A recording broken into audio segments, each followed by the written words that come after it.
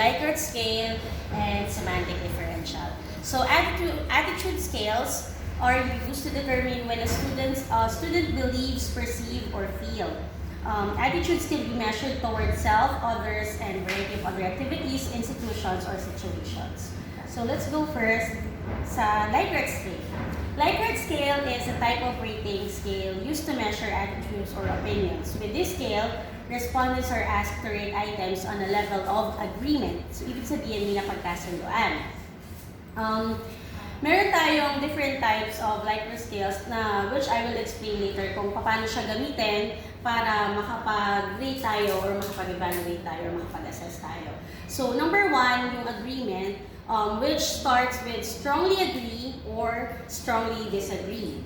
Number 2, yung likelihood, definitely to never. Satisfaction, satisfied to dissatisfied. Importance, nag-vary siya from very important to unimportant. Frequency, from often to never. And quality, from very good to very bad. So ano ba yung sabihin ng Likert scale? Ayan. Sa agreement, it questions or agreement Likert scale questions and responses are the most common type. They're easy to write and are standard across almost all industries. People can easily decide whether they agree or disagree with something. So for example, sa work natin, or normally ginagamit tong survey na to sa work. Kasi di ba kapag meron ka at the end, yung evaluation natin, yung nag-agree ba kayo, for example, may mga certain questions or meron tayong certain na mga tanong or na binibigay, and then malalaman or marirate natin yung nararamdaman ng isang tao based dun sa mga surveys na yun or sa mga questionnaires na yun gamit ko. So, on a traditional 5-point Likert scale, you might include the following responses such as from strongly agree, do you strongly agree, do you agree, do you parang neutral, and then do you disagree, and then do you strongly disagree. So let us try to look at an example of what agreement Likert scale is all about. So meron ditong certificates, parang meron siyang set of standards na tanong. So ito ginamit ko parang how to, parang i-observe mo yung isang website. Naintindihan mo ba yung kung paano siya gamitin? Ayan, so malalaman natin doon, i-evaluate natin yun. The question here is, the website was easy to navigate. So, i-measure ng, through Likert scale, ay na-measure yung nararamdaman ng tao regarding doon sa topic na yun or regarding doon sa content na yun. So, pwede niyang sagutan yung strongly disagree, neutral, agree, or strongly agree. So, basically, parang yung intensity of how you feel, na-measure siya. Next is likelihood. In this type of tool, it is usually used to determine whether your customers will adopt at a particular behavior, such as to continue to buy a certain product or recommended your company to others. This type of Likert scale responses don't always require a neutral or middle point.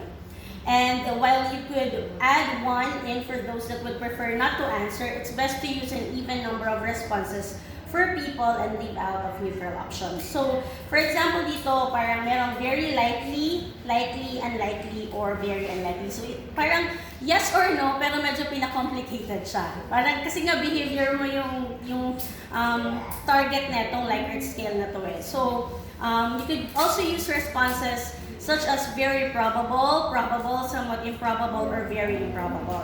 So this is an example of what Likert scale might look like on your survey form, diba? So, sino dito yung familiar sa Nielsen? Diba? Yung mga surveys na ginagawa natin, natatandaan ko nung college days, parang kasi nga dahil related kami sa communication, so kailangan namin gumawa ng mga surveys. So punta kami sa Nielsen, papa-check namin sa kanila yung anong rating na meron, ganyan. So merong set of questionnaires na binibigay, and ito mostly yung ginagamit namin. So for example dito, parang I would recommend this product to my friends. Parang ikaw, bumili ng cellphone or kailangan mo siyang bigyan ng rating, ganyan. So, would you recommend this to your friends? Yung bumili siya ng iPhone 11?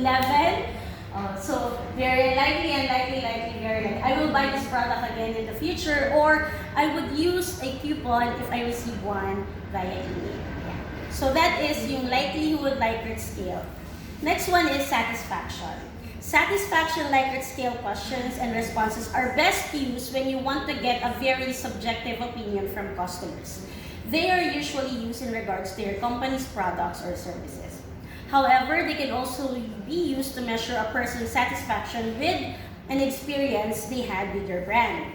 So, for example, meron tayo ditong ginagamit. Ang hinihingi naman dito is yung how satisfied are you with our product. So, parang kung i-relate natin siya sa pagtuturo natin, yung mga students natin, di ba, tatanungin natin sila, parang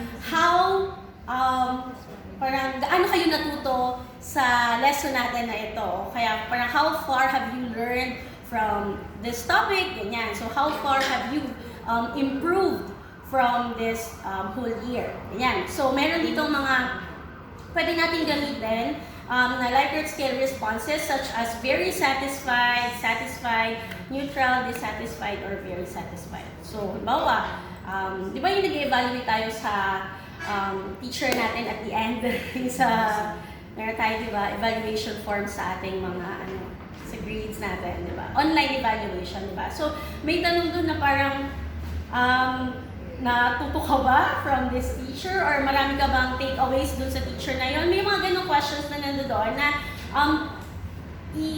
na itatanong and sasagutin natin siya based on what we've experienced and what we've learned. So, hindi naman siya na, ay, ito yung naramdaman ko sa kanya. Hindi naman gano'n, na parang nag-base ka lang sa feelings mo. Subjective siya kasi nga, subjective siya. So, kumbaga yung how you understand or how you perceive something, yun yung ilalagay mo dun sa scale na yun, sa scale na yan, diba? Sa rating na yan. Kumbaga, hindi mo naman pwedeng ilagay yung naramdaman ng classmate mo. But it's you, diba? Yan. So, again, you can add the neutral midpoint or stick with an even number of responses. So, instead of using the term very satisfied or dissatisfied, you can also use very happy or not at all happy, or very negative or very positive. Ayan. Or excellent or poor.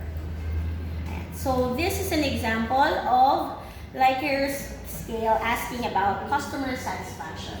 Are you happy with the way customer service handled your questions or concerns? Please rate your satisfaction. Di ba madalas tayong kumain sa fast food? Tapos bigla na lang random, biglang may pupunta sa'yo na, ma'am, pwede niyo po bang i-rate to? Parang kayo, paano niyo siya nire-rate? Sige, parang can you share example?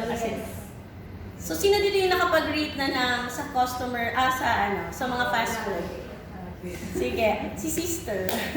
May pre-pen. Dito na lang yung pinakahuli. Kung pagkatapos after you visited this fast food, will you still come back? Ilagay ko po hindi.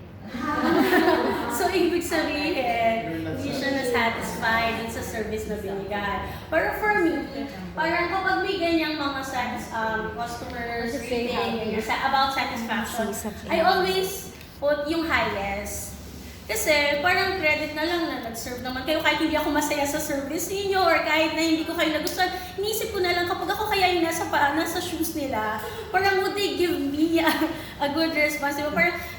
Parang lagi ko sineseparate yung sarili ko na hindi naman sila yung may-ari ng establishment na yon or ng fast food na yon. Nag-work lang sila doon. So maybe mali yung management nila or may something wrong with how that works. Pero siguro naman, yung tao na yon ay hindi niya naman deserve na makatanggap ng negative, di ba, response from me. On the other hand, case-to-case basis, kasi may masama talagang ugali ng mga, mga service crews or whatsoever, di ba? Parang, wala ka naman ginagawa, pero kasalanan mo kung bumili ka dito, di ba? Parang gano'n. So, it depends on how you feel, how you are satisfied or dissatisfied with the service. Again, yan. Next one is yung importance naman. Importance Likert scale questions and responses seek to gain a deeper understanding about why people feel the way they do. This type of scale can be used to complement other types of survey form questions. They generally aim to rank how strongly people feel about certain products, services, or experiences. So for this, we use very important, important, slightly important, or not important. Pero parang hindi siya nire-recommend na gamitin kasi parang yung pag sinabi mong slide not important, parang useless, di ba? Parang wala ka nang ginawa, na katanggap-tanggap. So instead, we can use the following. Extremely important, ayan, very important, neutral, low importance, or not at all important. So yun yung pinaka parang worst from dun sa survey natin or dun sa form natin, sa Likert scale natin. When it comes to importance, so yung hinahanap natin yung gaano ba kahalaga, like example, yung subject na math sa mga bata, or gaano kahalaga yung, for example, is you want to rate yung gaano kahalaga ba matuto ang mga bata ng addition, subtraction, multiplication, and division. Importante ba siya or not important at all, diba? So parang from there on, malalaman natin yung value ng isang bagay. And from then on, we can give an evaluation to that. Okay? So, pero dito, yung example na ginamit ko ay syempre sa work ko din. Ayan, so halimbawa, yung product quality, product price, product warranties, are these important factors sa pagbili mo o sa pag-purchase mo ng isang bagay or sa pagpili na lang ng course. Ito ba, halimbawa, ano ba yung mga kinoconsider natin pag pumipili tayo ng mga courses, di ba? Yung money generated, ano ba ito, yung income generating ba to na pag-graduate ko dito, marami akong pera pagkatapos? Or ito ba kasama ba sa factors na kinoconsider natin yung gusto ko to, may enjoy ko to? Or kasama ba sa factors na kinoconsider natin na ay mura tong course na to? So, ito yung kukunin kong course pagdating ko ng college. Yan. So, ayan. So, dito naman sa example na to, meron tayong how important is it that you get a good deal on product services? How important is it that you can access customer support 24/7? Ayan. So, ang naisip ko dito ng example yung like, pag tumatawag sa mga PLDT, ganyan. Diba yung, ma'am, kamusta naman yung service namin? Or ma'am, ano po, gusto niyo po ba ng gantong product? Gusto niyo po bang mag-avail ng gantong mga products? May bago po kami, 25 Mbps, dagdag, walang bayad, yung ganyan, di ba? So, in this area, yung sa importance nga, saan ba tayo? Yan, sa importance nga is para malaman, para mas mapaganda yung service ng isang bagay. Tayo rin sa mga estudyante natin, di ba? Para mas ma-level up yung pagtuturo din natin sa mga estudyante natin. Kailangan din natin malaman kung ano ba yung importante at hindi importante. Tanggalin yung hindi importante. Palitan ng mas importante, mas meaningful learning para marami silang takeaway sa atin. Okay. Ayan. So, ayan. Why should we use Likert scale? Ito lang yung ilan sa mga examples na nakita ko kung bakit natin dapat gamitin yung Likert scale when it comes to rating or when it comes dun sa pag-assess natin nung attitude ng mga ino-observe natin. So, pili na lang ako ng isa. Parang Likert scale surveys are quick, easy to create and run on your website. It can also give people choice when it comes to how they answer rather than forcing them to answer one way or another. So, meron silang freedom na mamili on how they feel or how they perceive a certain topic or how they react kasi binigyan natin sila ng choices. Hindi lang siya parang yes or no.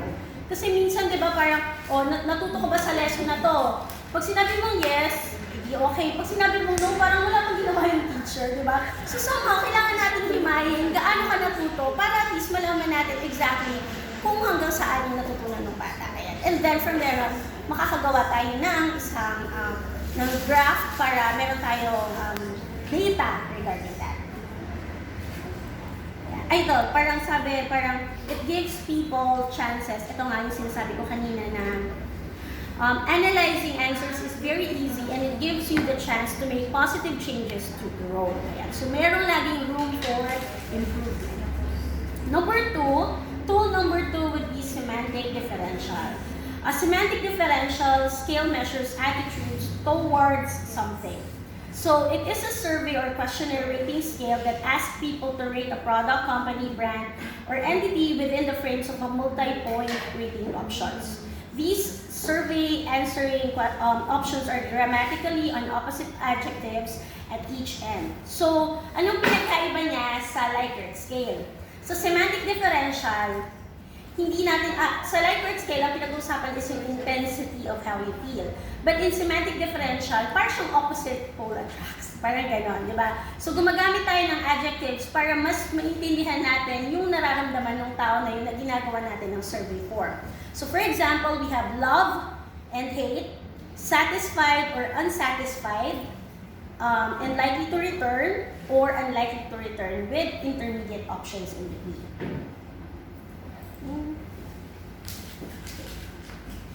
Ayan. So, according to Charles Egerton Osgood, he's a famous American psychologist who invented the semantic differential scale so that this connotative meaning of emotional attitudes towards entities can be recorded and put good to use. So, meron siyang ginamit na 3 scales na effective daw irrespective of a race, culture, or difference in language. So, meron tayong estimate, which is a combination similar to good to bad, authority, that's pairs on the lines of powerful to weak, and activeness, combos like active to passive. Ayan. So, for example, you could measure a person's attitudes to the word work with the following scale. How's your job so far? Diba? Is it boring or is it interesting? Ayan. Or how's your class so far? Is it unnecessary or necessary? Ganyan. So, laging merong options ka na dalawa. Pero pwede mo rin siyang lagyan in between. Pero, parang ang pinaka-point nito is, meron kayong separate adjective that describes how you feel. Ayan. Yung una kasi intensity same lang. Parang gano'n. Okay? So, ayan. Ang advantages naman of semantic differential scale is that it has an advantage in terms of language. So there are 2 polar adjectives for the factor to be measured and the scale connecting both these polars. So, mas advantageous daw siya than Likert scale because a statement is declared in the statement under question and the respondents are expected to either agree or disagree to that. Okay? So, another thing, ayan, sa question type like the Likert scale, respondents have to indicate the level of agreement. Pero dito naman sa semantic differential, hindi level of agreement yun eh. But it's more of yung opposite adjectives na nagko-connect sa isa't isa. So parang yun nga, polar, ano yun? Mistake. So, pinaka-last part ng report ko, para makita lang natin yung difference between Likert and semantic differential. Ayan siya. So, sa semantic differential, yung concept niya, ayan, meron siyang 2 options na either it's a negative or a positive response dun sa question mo. But it can also have parang in between niya meron din. Pero sa Likert scaling naman, when you give a statement or yung concept mo, ang pinag-uusapan natin is how strongly do you agree or how strongly do you disagree about a certain topic. So dun lahat umiikot yung Likert scale and semantic differential scale na we can use as a tool for assessing yung mga surveys or questionnaires na ginagawa.